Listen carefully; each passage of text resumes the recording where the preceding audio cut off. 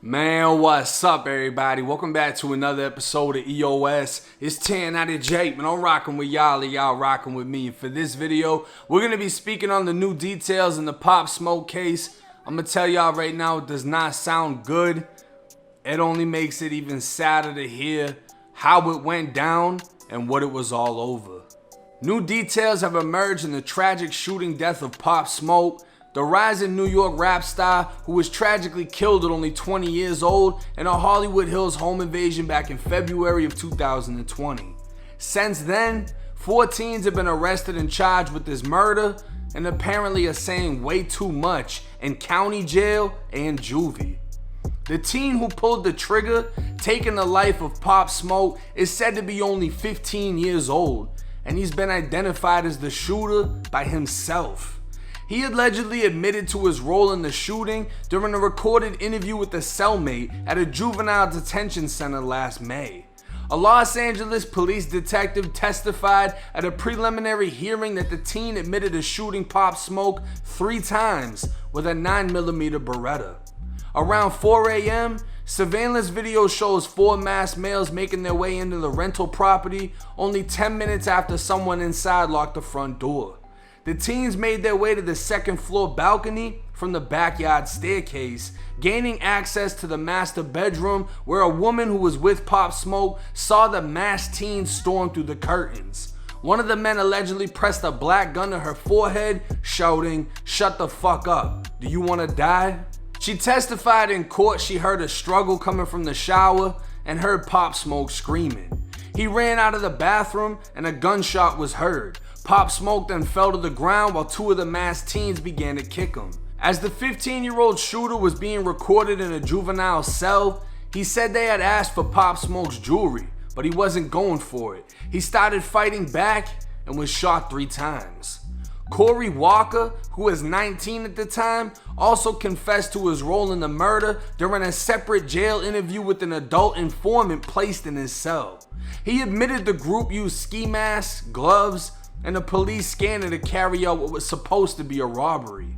When they got inside, they confronted Pop Smoke, who was naked in the shower with his jewelry on, even saying thank you when it appeared Pop Smoke was complying, before Pop Smoke rushed them, and in the process he was pistol whipped before being shot, then kicked as he laid bleeding on the ground.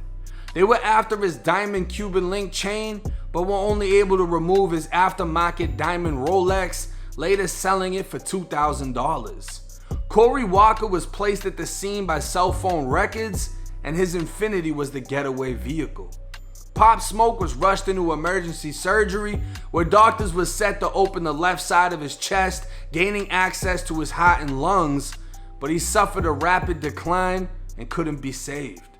As everyone knows, Pop Smoke accidentally posted his address after an Instagram post showing the address written on an Amiri bag, and that's all it took for the group to make their move on him, resulting in his untimely death. Now, to hear that he was in the shower, he was vulnerable, you know what I mean? This is just, it's a case of slipping. He slipped up. He posted an address. He's inside of the shower. Obviously, he didn't have nothing in there with him as far as a gun. He's butt-ass naked. I mean, in prison, I've seen people freeze up and give up everything just because they're naked and they don't want to fight dick swinging. You know what I mean? But he was a real one. And he went in and he went out fighting. It ended up with him being killed, but he went out on his shield, and I can respect that. You know what I mean? It's fight or flight. But at the end of the day, could it all have been avoided had he just given up what he had? And I think something that a lot of people fail to realize, a diamond Rolex or a diamond Cuban link, y'all can look this up for yourselves. Rolexes don't come completely encrusted in diamonds. There's very, very few that are actually factory Rolexes that have diamonds. But the ones that you see, the complete bust downs, that's aftermarket shit. They take a Rolex, it could be a cheap one or old one, and they add diamonds on it and sell it for $20,000, $30,000, $40,000, maybe even more, when the Rolex before the diamonds was worth $5,000, $10,000, $15,000. So what happens is when you install these diamonds into a Rolex, you actually depreciate the value. And because it's now aftermarket, custom, whatever you want to call it, Rolex won't even fix the fucking watch if it stops working because you fucked with it, if that makes sense. So the value of it isn't how much you paid for it, it's how much it's worth. And to hear that they only sold the fucking thing for $2,000 is insane. It's the equivalent of somebody putting $2,000 on Pop Smoke's head and him getting killed over that amount of money. That isn't nothing. It's the same thing with Cuban links. When you take a Cuban link that's gold, 14 karat, it's worth something. And gold is a currency that you can go anywhere on the planet and it holds its fucking value. It goes up, it goes down, but it's still worth money.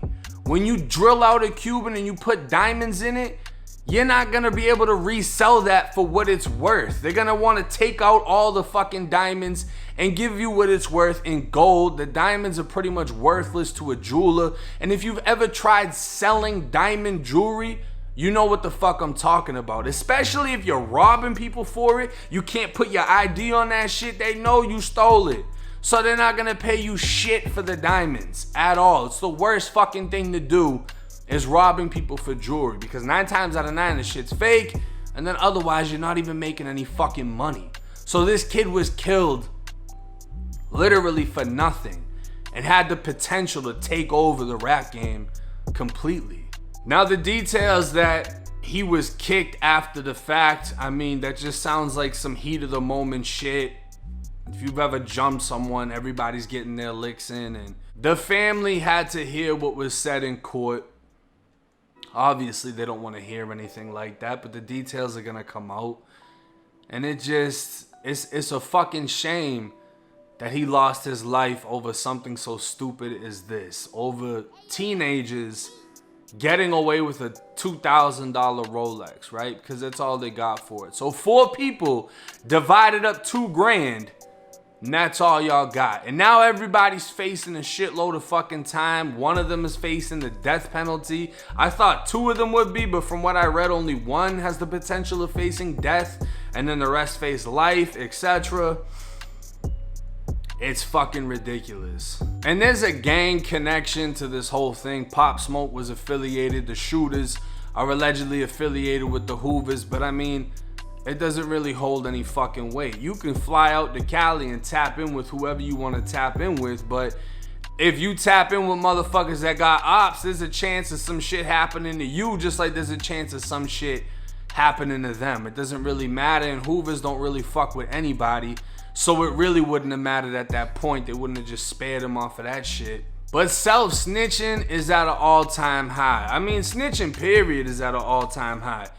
But these young, dumb motherfuckers, I've seen it inside of juvie. I've seen it inside of jail, prison.